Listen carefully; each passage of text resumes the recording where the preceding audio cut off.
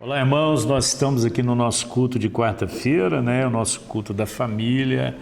Infelizmente, nós não estamos podendo nos reunir presencialmente, né? Estamos colaborando com esse momento tão delicado do Brasil, da cidade de Uberlândia, né? Tem um apelo do nosso prefeito, né, com relação a esse momento. Então, os nossos cultos de quarta-feira serão gravados. Nós não podemos nem fazer ao vivo por conta do toque de recolher, mas nós vamos gravar e vamos fazer chegar até a sua casa. E é muito importante que você participe desses estudos, né, para o seu crescimento, e você convide outras pessoas, mande o nosso link para seus amigos e familiares, para eles participarem também do nosso culto. Hoje eu quero falar de uma história muito conhecida, né, de todos nós, que é a história dos dois discípulos em caminho de Emaús. Para mim é um dos textos mais sublimes, né, a respeito do desânimo, da decepção e do encorajamento, né? Se você quer entender o momento que você está atravessando, né, por que o nosso coração experimenta muitas vezes o medo, experimenta o desânimo, né, experimenta a decepção, é só olhar para a história desses discípulos aqui em caminho de Emaús. Eu não vou ler toda a história porque você conhece, mas eu quero ler apenas o verso de número 32 do capítulo 24 do Evangelho de Lucas, que quando eles estavam caminhando, falando da morte de Jesus, né, da crucificação, e Jesus ressuscita e se coloca no meio deles e começa a caminhar e vai conversando com eles, e eles não percebem que é Jesus. E aí Jesus faz a seguinte pergunta para eles.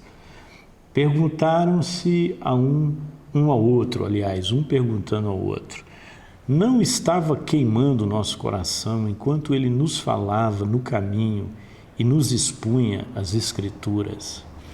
É interessante como que a decepção e o desânimo têm o poder, né, de nos cegar, né? A primeira área da nossa vida que vai ficando ofuscada quando nós temos uma experiência de decepção ou de desânimo é os nossos olhos, né? Nós perdemos a visão, né? Nós que enxergávamos, né, com uma certa amplitude, nós que tínhamos uma percepção grande das coisas, o desânimo faz com que isso diminua, né? Eu acho interessante porque o verso 15 e 16 diz assim: enquanto conversava e discutia, o próprio Jesus se aproximou e começou a caminhar com eles, mas os olhos deles foram impedidos de reconhecê-lo.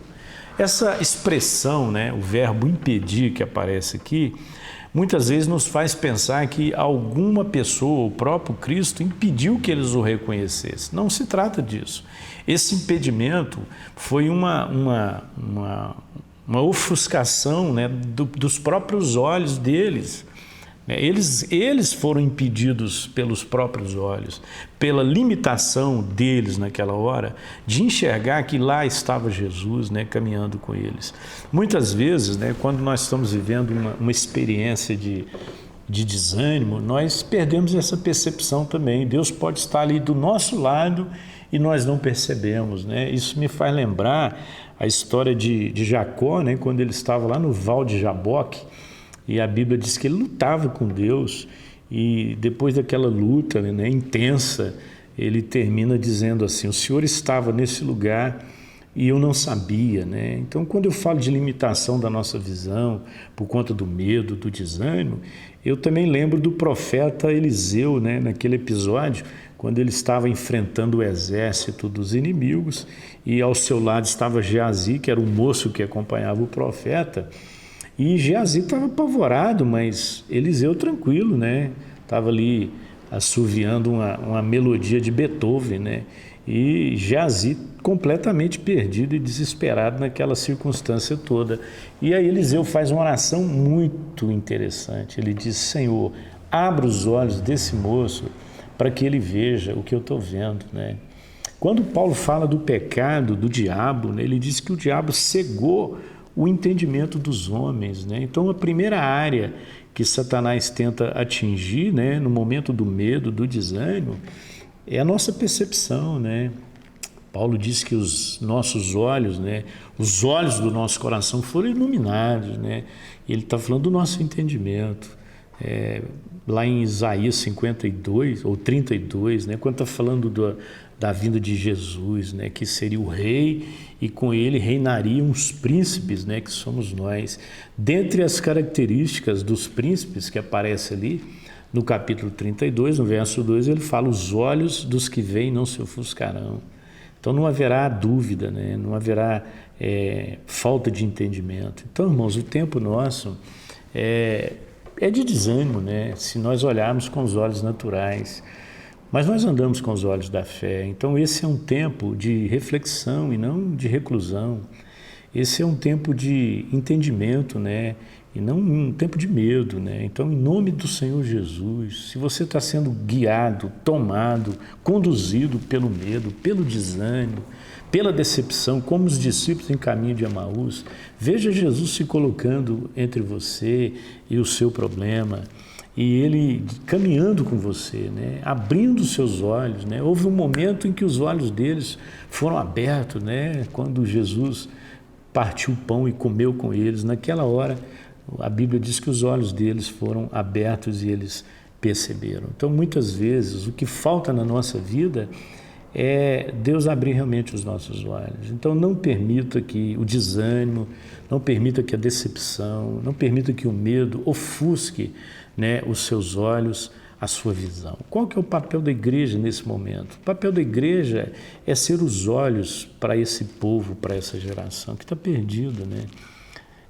Um dia, Bartimeu, clamando pelo caminho, né, ouvindo que Jesus passaria por ali, ele se colocou à beira do caminho e quando Jesus se aproximou, ele gritou bem alto: Jesus, filho de Davi, tem misericórdia de mim. E Jesus perguntou para Bartimeu: o que você quer que eu te faça, Bartimeu? E ele não pensou duas vezes, irmãos, ele disse: que eu torne a ver.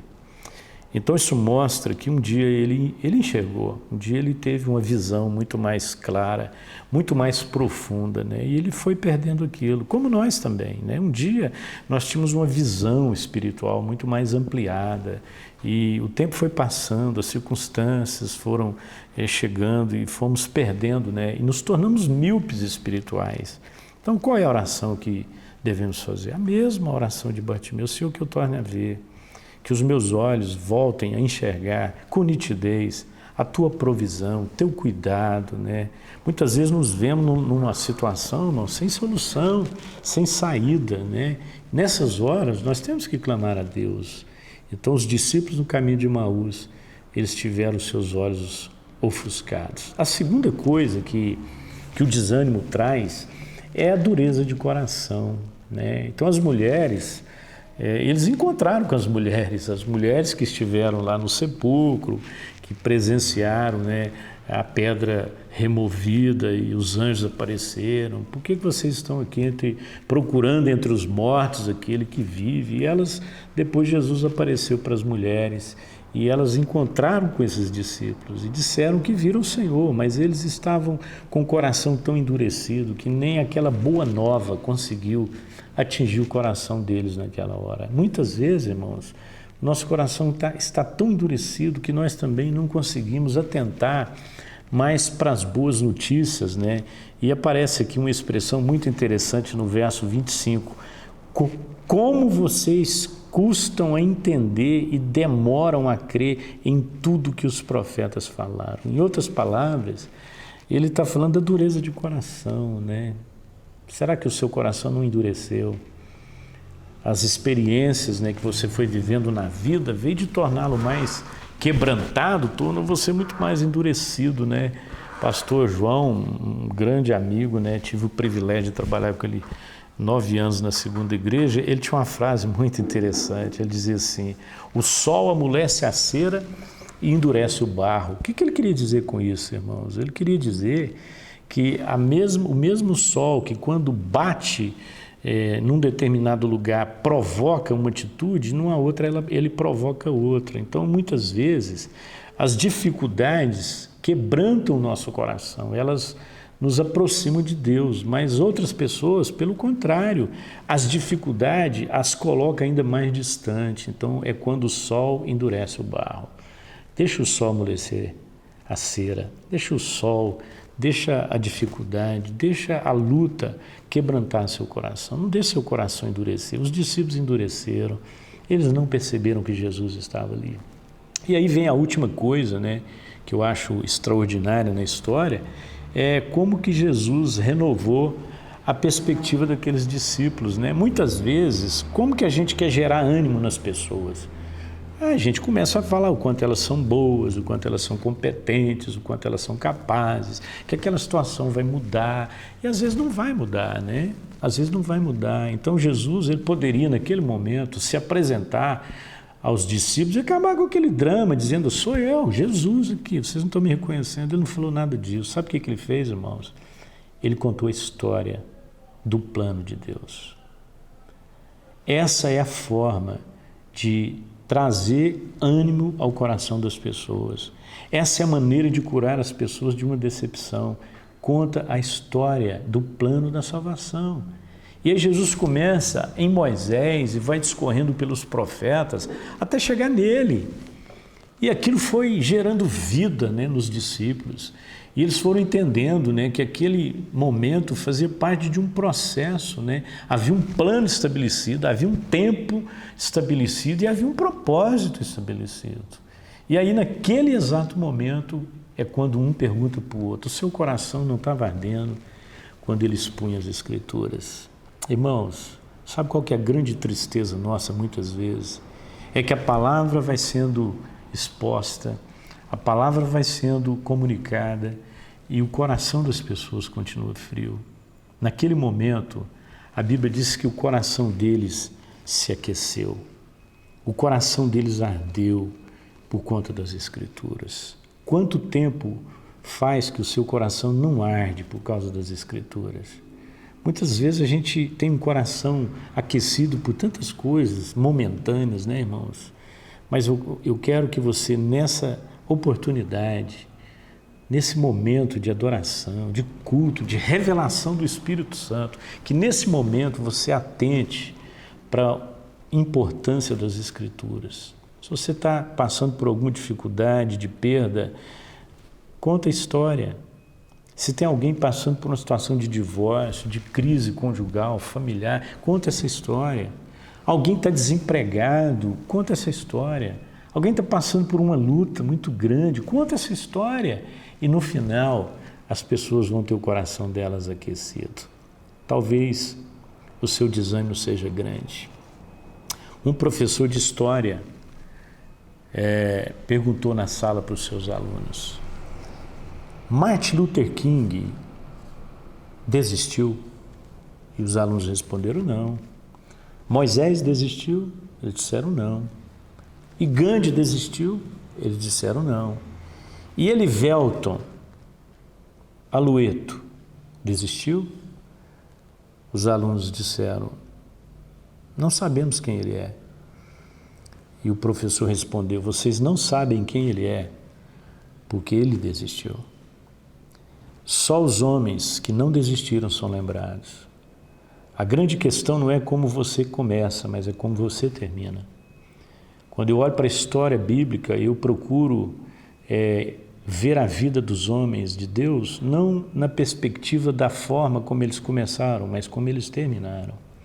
Não desista. No mundo tereis aflições, disse Jesus, mas tende bom ânimo, eu venci o mundo. Eu espero de todo o meu coração que essa palavra traga ânimo para você. Eu também, muitas vezes, me vi na mesma situação dos discípulos no caminho de Emaús, desanimado, cabisbaixo, e Deus teve que aquecer meu coração, trazendo a sua palavra, trazendo a revelação dele, para que eu fosse reanimado. Que Deus te abençoe, que Deus te sustente, e eu quero orar com você. Pai, muito obrigado por esta hora. Eu quero colocar minha família na presença do Senhor.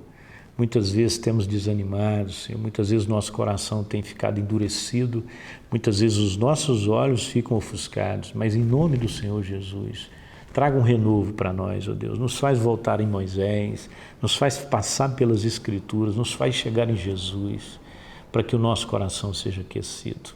Em nome dele nós oramos. Amém. Amém.